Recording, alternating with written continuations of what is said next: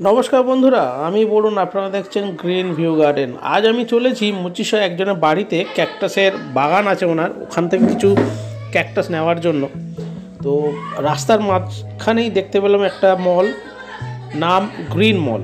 তো এখানে ঢুকে জাস্ট বেশ কিছু গাছ আমি দেখতে পেলাম।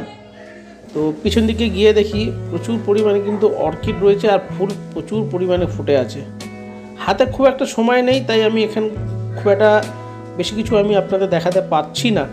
তো আমাদের তাড়া আছে, তো বেরোতে হবে। তো যেটা আমার প্রথমে চোখে নজরে পড়লো অর্কিডগুলো, তাই ভাবলাম যে কিছুটা অর্কিড আপনাদের দেখাই, দেখতে ভালো লাগবে।